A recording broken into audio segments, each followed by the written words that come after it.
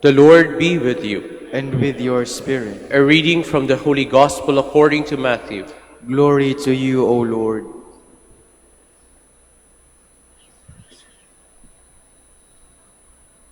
Jesus said to the crowds and to his disciples, "Woe to you, scribes and Pharisees, you hypocrites!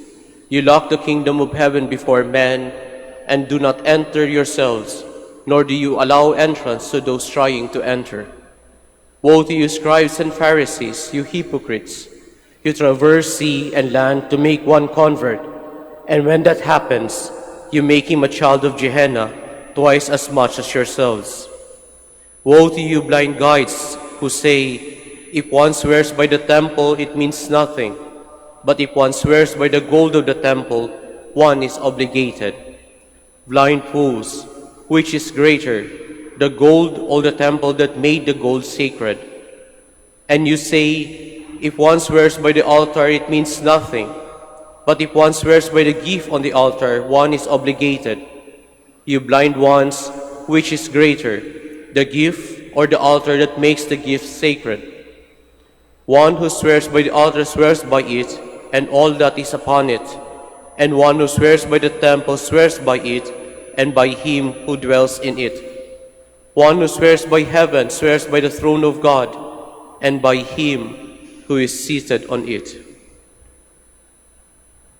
Brothers and sisters, the Gospel of the Lord. Praise to you, Lord Jesus Christ. Please be seated. Magandang umaga po sa inyong lahat. Welcome po sa Minor Basilica of Our Lady of the Rosary of Manaoag. Pwede po magtanong, sino po may favorite subject na history? Walang nagtaas ng kamay. Asigurado po yun, walang nagkakaroon ng favorite subject sa history unless mahilig ka mag-memorize. Sapagkat pag history subject, lahat memorization, dates, names, places. Kailangan mong alam na alam yan sapagkat yan ang madalas na tanong sa mga exams. Pero alam niyo po ba, isa sa mga bagay na natutunan ko sa aking pag-aaral ng istorya ay isang bagay lamang po, isang bagay na natutunan ko sa aking professor. Nasa Italian po ito sapagkat sa Italy po ito. Sabi niya, "Il passato e non è morto, vive nel presente." Kapag translate po natin noon, ang ibig sabihin po noon, the past is not dead, it lives in the present. Tama po siya doon, sapagkat kung ating titingnan, lahat naman po na aral ay natutunan natin sa nakaraan. Walang aral ang nasasabing natutunan natin sa kasalukuyan. Madalas, ito ay isang bagay na napagtututunan natin, itinuturo sa atin ng nakaraan. Kaya nga siguro po merong isang historian, ang sabi niya, history is a teacher teaching by examples.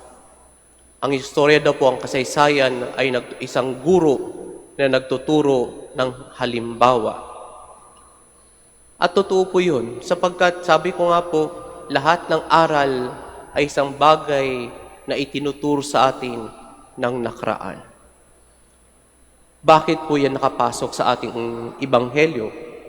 Sapagkat kung ating babalikan ang ating ebanghelyo, lahat ito po ay para po bang galit na galit ang ating Panginoon. Ang ginamit niyang term, woe to you, kasumpa-sumpa ka.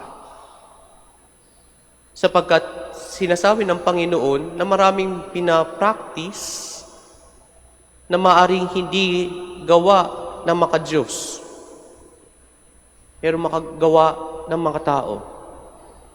At ito po yung isang bagay na kuminsan sa aming mga nasa pagpapari ay nahihirapan din po kami kuminsan na sabihin yung tama. Kasi sapagkat maaaring balikan niyo, Father, are you living by example ba dyan sa sinasabi mo? Sabi mo, forgive, ay nagpapatawad ka ba? Sabi mo, be patient. Kapag nakita niyo yung parating galit, nasa na po yung patience na yun? Sabi niyo po, be humble. Kailangan po, pag nag-report si Father, lahat ng pwede niyang iangat ang sarili niya ay nandoon. Nasaan na po yun? You're supposed to teach us by example. At yun isa sa mga bagay siguro po kung bakit nagiging mahirap kuminsan ang pagtuturo. Sapagkat kung minsan hindi may distinguish ng tao kung alin yung tama at alin yung pagkukunwari.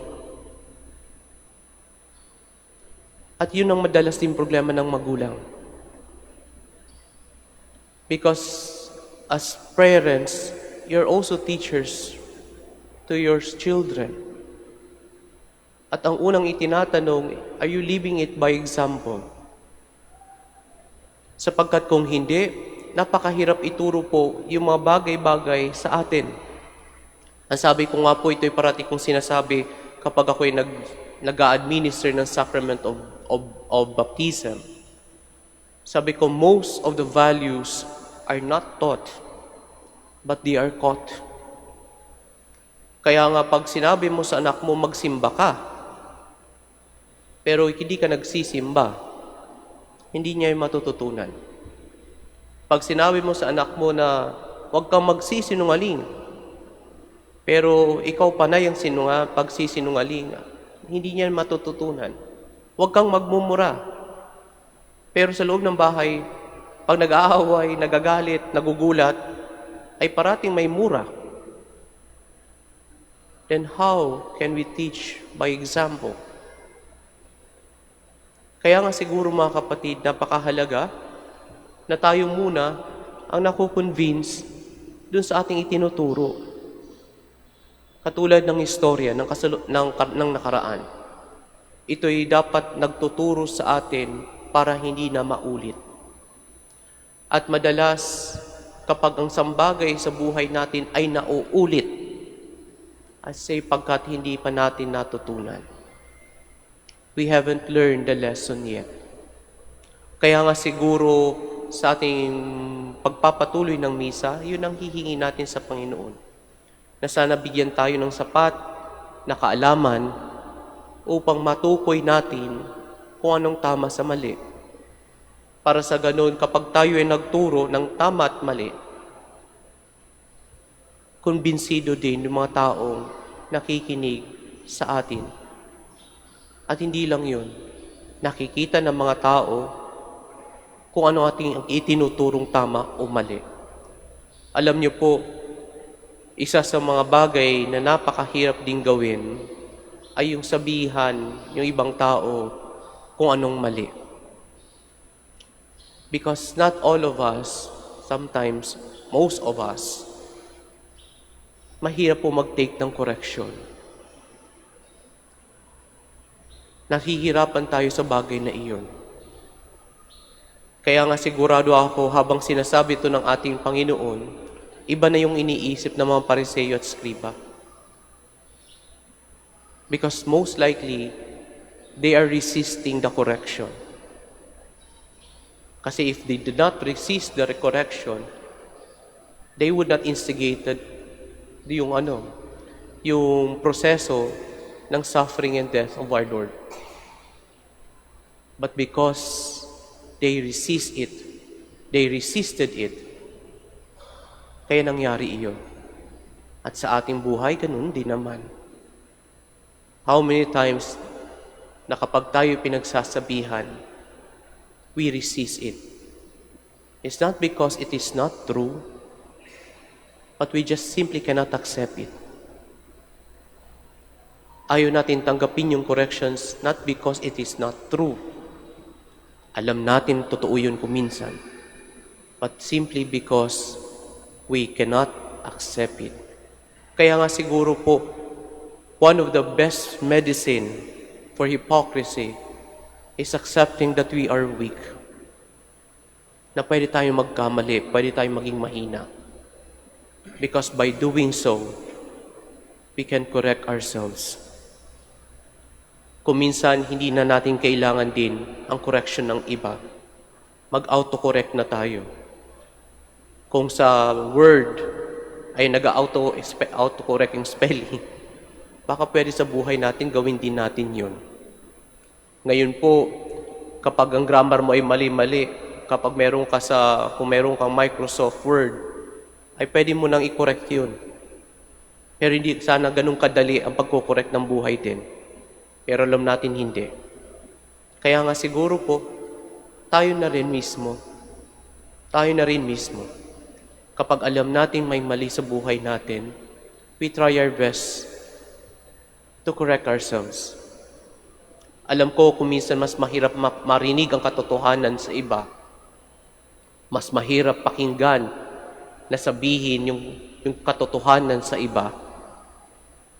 Pero kung tayo na mismo mag-correct ng sarili natin, kapag alam nating mali, then it will be much better. Siguro mga kapatid, sa ating pagpatuloy ng misa, yun din ay hihingi natin sa Panginoon. Hindi lang yung kaalaman, pero yung kakayanan na magtanggap ng pagbabago sa ating mabuhay. Amen.